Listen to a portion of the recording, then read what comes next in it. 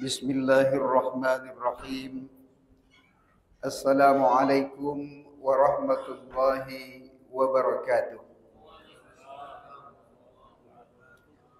Alhamdulillah wa kafa wa salamun ala ibadihi alladhina istafa. Subhanaka la ilma lana illa ma 'allamtana innaka antal alimul hakim. ولا حول ولا قوة إلا بالله العلي العظيم. اللهم ارحمنا بالقرآن وجعلنا من أهل القرآن. اللهم إنك عفو تحب العفو فاعف عنا. اللهم إنا نسألك رضاك والجنة الفردوس ونعوذ بك من سخطك والنار. Saudara-saudaraku, hamba-hamba Allah yang sedang berpuasa, jamaah salat zuhur yang semoga sentiasa dimuliakan Allah Subhanahu wa taala. Insyaallah kita akan lanjutkan kajian zuhur kita setiap hari Khamis mengenai sirah nabawiyah. Saudara-saudaraku, para pencinta Nabi sallallahu alaihi wasallam, ketika Nabi sallallahu alaihi wasallam sudah berada di Madinah, maka perkembangan Islam pun mulai begitu pesat. InsyaAllah dalam kali ini kita akan menguraikan sedikit tentang azan. Selama Rasulullah sallallahu alaihi wasallam 13 tahun di Madinah, di Makkah, 2 tahun sebelum Nabi pindah ke Madinah, maka turunlah perintah salat melalui peristiwa Isra dan Mi'raj. Tetapi karena kondisi umat Islam, para sahabat yang mengikut Nabi pada waktu di Makkah masih sedikit, maka untuk mengumpulkan salat masih mudah. Jadi selama periode Makkah belum ada azan. Belum ada azan. Waktu Nabi belum hijrah ke Madinah. Setelah Nabi hijrah ke Madinah, maka frekuensi dan populasi umat Islam begitu pesat. Sehingga ada yang tinggal dekat Masjid Nabawi, ada yang tinggal di kampung, ada yang tinggal di gunung. Lalu satu masalah, bagaimana untuk mengumpulkan orang-orang Islam ini melaksanakan sholat 5 waktu. Maka melihat keadaan itu, Rasulullah Sallallahu Alaihi Wasallam mengumpulkan para sahabatnya. Bagaimana idea, bagaimana pendapat kalaulah waktu sholat itu diketahui oleh orang-orang sahabat-sahabat yang sudah masuk Islam, sehingga waktu berjamaah dapat dilaksanakan dengan bersama.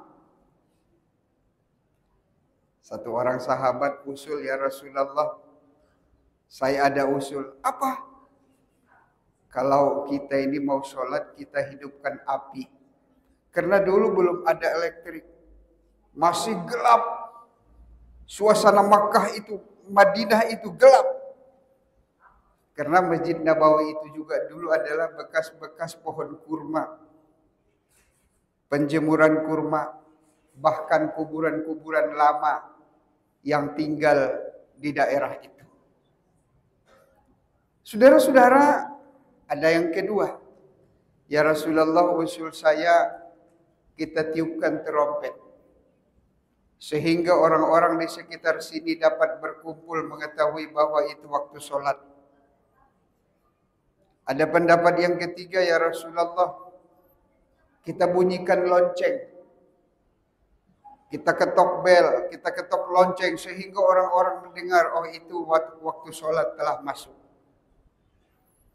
Ada lagi pendapat yang lain, ya Rasulullah, saya berpendapat kalau satu orang dia berteriak, dia mengucapkan waktu sholat telah masuk, as-salah, as-salah, maka Nabi menerima pendapat yang keempat. Maka untuk itu Bilal disuruh untuk memanggil orang sholat. Apa kata Bilal?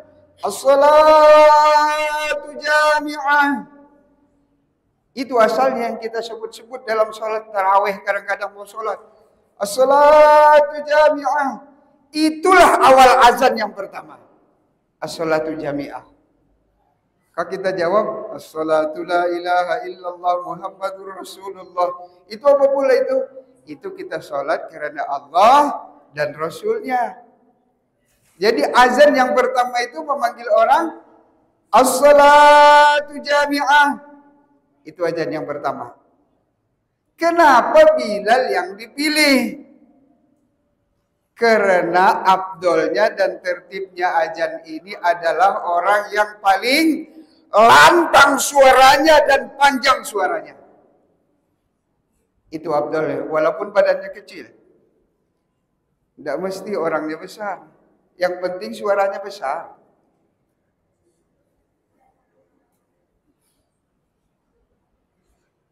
Makanya Bilal terpilih untuk mengumandangkan azan. Tidak mesti pula kita ini mesti ikut dengan azannya Bilal. Artinya iramanya Bilal itu beda dengan irama kita. Jadi azanlah sesuai dengan irama yang ada dalam daerah masing-masing.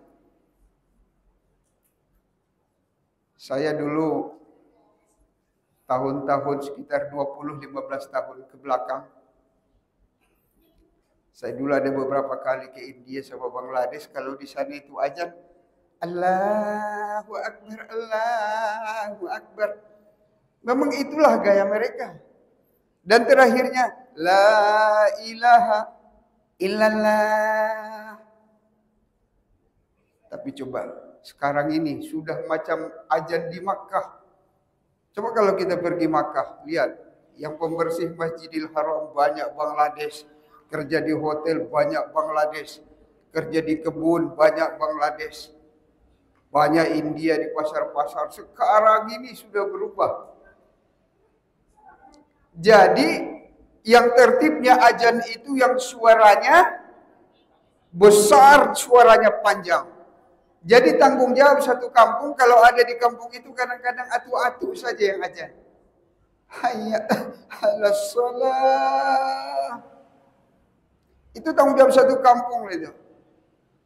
Jadi terpilihlah Bilal itu, as-salatu jami'ah katanya. Setelah beberapa hari azan seperti itu, maka Abdullah bin Zaid datang berjumpa Rasulullah sallallahu alaihi wasallam. Ya Rasulullah, malam tadi aku bermimpi ada seorang lelaki berbaju hijau. Kemudian dia panggil saya. Kalau kamu mau sholat, panggillah. Allahu Akbar, Allahu Akbar. Seperti azan yang sekarang. Kemudian dia bilang setelah itu, ketika kamu ingin mendirikan sholat, panggillah dengan qomat Allahu Akbar, Allahu Akbar, asyhadu an la ilaha illallah. Kemudian dia melapor kepada Rasulullah sallallahu alaihi wasallam. Maka Rasulullah sallallahu alaihi wasallam mengatakan, semoga mimpi itu adalah mimpi yang benar. Dan insya Allah mulai besok kita akan azan dengan seperti itu. Jumpai Bilal dan ajarkan dia azan ini. Maka dijumpai lagi Bilal, maka Bilal diajari, maka Bilal mengumandangkan azan. Dan pada waktu subuh, inisiatif Bilal menambah, as-salatu khairum minan naum. Tanpa diajari oleh Nabi, maka Nabi menyetujuinya. Hingga sekarang kita amalkan as-salatu khairum minan naum pada waktu pagi. Saudara-saudara hadirin yang dimuliakan Allah Subhanahu wa taala. Kalau kita melihat, sebetulnya Nabi boleh menentukan macam mana cara memanggil umat Islam untuk sholat. Tetapi Nabi mengutamakan apa? Musyawarah. Musyawarah dalam Islam ini sangat penting sekali. Nabi bertanya satu persatu, bagaimana usul kamu?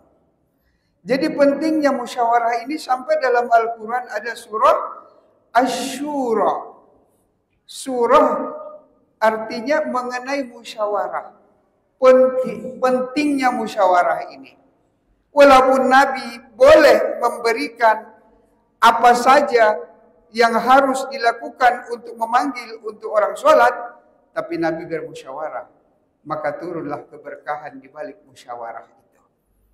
Maka kalau ada satu badan, satu lembaga, kalau tidak ada musyawarah, tidak ada pertolongan Allah di dalamnya. Jangankan itu, suami istri kadang-kadang seperti ini bulan Ramadan, istri tahu kalau suaminya suka berbuka dengan lotek sama cendol, tapi tidak musyawarah. Suami pergi jalan, istri pergi juga. Suami melihat ada lotek, maka dia berikan lotek teringat istri tersayang. Dia pun beli cendol juga. Datang istri, oh ini suamiku suka lotek. Dan dia beli lotek juga. Beli cendol juga. Sampai di rumah sama-sama jumpa, sama-sama senyum. Kenapa? Karena istri ingin membuat satu kejutan. Ini adik nih bawa lotek nih sama cendol. Suami pun senyum. Ini juga saya bawa lotek nih sama-sama bawa cendol. Setelah dikeluari ternyata sama. Akhirnya numpuk lotek, numpuk cendol. Karena tidak ada musyawarah. Jadi pentingnya begitu musyawarah. Rasulullah Sallallahu Alaihi Wasallam dalam sekecil apapun, walaupun Rasulullah punya kemampuan untuk menetapkan, tetapi beliau meminta bermusyawarah. Alhamdulillah tuan-tuan yang mulia, ini sedikit tentang mengenai sirah, tentang disunnahkannya azan ketika kita melaksanakan sholat. Inilah sejarahnya, mudah-mudahan ada manfaatnya. Subhanallah bihamdihi, subhanakallahumma wa bihamdika, asyhadu an la ilaha illa anta astaghfiruka wa atubu ilaik. Assalamualaikum warahmatullahi wabarakatuh.